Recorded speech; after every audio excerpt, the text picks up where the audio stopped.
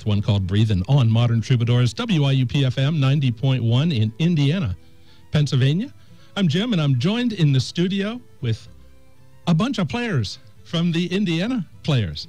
We have with us this morning Katrina, Lizanne, Ed, and Derrick, and they are all members of the Indiana Players, here to talk about their first production and presentation for 2013 at the Philadelphia Street Playhouse. It's titled A House on 6th Street, and I read a little bit about it on the internet, on your website last night, www.indianaplayers.com, and there's somewhat of a ring of familiarity to the location of this play. Katrina, what can you tell us about it? Well, the play takes place in Indiana. This is the fourth play that Brett has written about Indiana. It's about a retired English professor who takes in a boarder. He takes in a philosophy graduate student, and they kind of butt heads. Around the same time, his adult daughter comes home for a visit. She's in the process of going through a divorce, and it's a heartwarming play about love and integrity and relationships. So we go from a relatively empty house to a relatively full house, yes, and the fun ensues, right? Exactly. Tell me a little bit about your cast of characters in this play. Okay, well, and the cast of characters we have here with us today, we have Ed, who is playing the retired English professor. Derrick is playing the graduate student, and Lizanne is playing the adult daughter, Lainey. We also have in the cast, there's a housekeeper that's played by Peggy Buckley. We have Leanna Pierce playing Marie, who I won't give away who she is. And then there's Rob Zuzek, who plays Joel, who plays Lainey's husband. And then the youngest members of our cast, who have a very brief appearance, we have Ixie Barnes, Coda Johns, and Sky Barnes as Lainey and Joel's children. Uh-huh. Again, it's called A House on 6th Street. It begins next Friday, February 1st, correct? Yes. And Saturday, February 2nd, Sunday, February 3rd, and then the following week on Friday, Saturday, and Sunday, February 8th, 9th, and 10th. Your evening shows, I believe, are 7:30, is that correct? Yes, they are. And 2:30 matinees on Sunday. Yes. Is that correct? And how do people get tickets? Well, they can either contact us by calling 724-464-0725, or they can buy tickets online with a credit card at www.indianaplayers.com or through our Facebook page. Wonderful. What about the Playhouse itself? It's a marvelous little venue, I think, and we're very fortunate to have such a facility here in our town. And your organization worked long and hard to get the Playhouse open on a permanent basis and running. I had some folks in here about a month ago that were putting a play on there, and I learned that you can sometimes use things from the community. Are you still accepting like donations of things? For instance, what started this was I was lamenting that my wife and I had these doors in our garage and we couldn't get anybody to take them. And the gentleman said, "We'll take them at the Playhouse. We can use stuff like that all the time." Is that still the case? It is. I mean, we can use things like doors and windows. We can always use donations of lumber. We're always looking for new furniture, new costume pieces. If people visit our website, they can find the contact information for our hard tech director or soft tech director who takes care of that stuff, or they can leave a message on our answering machine at the Playhouse. So if you're going to be throwing something away, check with the Playhouse first, right? Absolutely. Because it could be something that you guys could very much use. Lizanne. Yes. Hi. Good morning. What are you doing in this play? What's your character? I don't know how to describe her. I guess she's at a crossroads in a way in her life, and trying to figure out where she's going from here. And I get to have some fairly intense moments on stage, which is fun as a player to get to do that. So I don't know how much I want to give away about what happens in the play. Yeah, but it's understandable. It's fun, and dealing with my dad. It's always adult children who go home, even if I'm just visiting. There's always some conflict there because you're both adults now, right, or you think you are. And Dad pretty much accustomed to living alone, right? Yeah, he's been on his own for a while. He and the housekeeper seem to have a way of dealing with each other, and then it all gets upset with my arrival and Bobby's arrival. So, and this is just no problem for the professor, right, sir? I mean, it's just sure, come on in, everybody. Oh, definitely. He's just a easygoing guy. Yeah, He's just full of joy and happiness, and just loves the fact that a graduate student has invaded his house, and his daughter has showed up with 3 dirty little kids with missing teeth. On the same day, no less, right? Oh, yes. Yeah, oh, yes. That helps. And, but his daughter does have one saving grace. She remembers the recipe for the martinis that his dear old father taught her many years ago, at least in his memory. Wonderful. Derrick, what's your role in the play? Well, I would say invaded is a strong word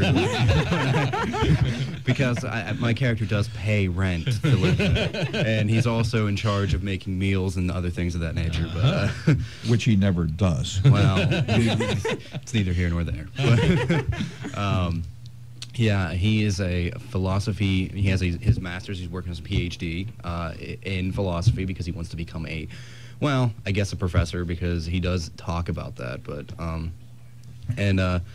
he definitely has a different sort of outlook on relationships, marriage, love, violence, all sorts of things, and you get to hear all about that. Well, it definitely sounds like an interesting cast of characters. Go ahead. Amazingly enough, Bobby, the graduate student, has a similar outlook on relationships to the old man. Yeah. Interesting. Father and son relationship. Yeah. Katrina, who did you say was the playwright on this? That would be Brett Johns. Yeah, he's on our board of directors. He's been a staple in the players community for quite a few years. Does he have a background at IUP or anything like that? I believe he may have taken some classes at one point, but yeah. Well, we are talking with a number of members of the Indiana Players this morning about their first production of 2013, A House on 6th Street. It starts next Friday at the Philadelphia Street Playhouse, 725 Philadelphia Street here in Indiana, and we'll continue our conversation in just a moment, right after these words. 90.1 WIUP-FM, we're talking to members of the Indiana Players about the first production of this season, A House on 6th Street. It starts next Friday, February 1st, runs the 2nd and 3rd as well, 7:30 for the evening shows, 2:30 for the Sunday matinees, and it also runs then the following Friday, Saturday, and Sunday, February 8th, 9th, and 10th. Understand there's been a new addition to the Playhouse, something that is very special for a theater, correct? That's true. We're always trying to make improvements where we can on the Playhouse to make it more like a working theater.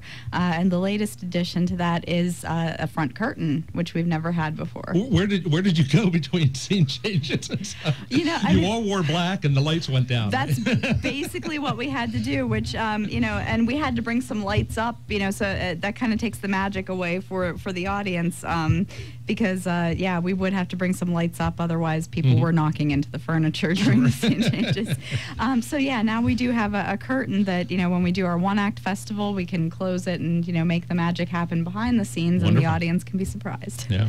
What's your set like? The title of the play is A House on 6th Street, so I assume you have a nice house interior going on the stage. Is that correct? We do. It takes place in a Victorian house. We had an amazing set designer, Nikolai Zarnik, and Lizanne had the opportunity to help make some of the wallpaper. So I'll let her tell you about the set.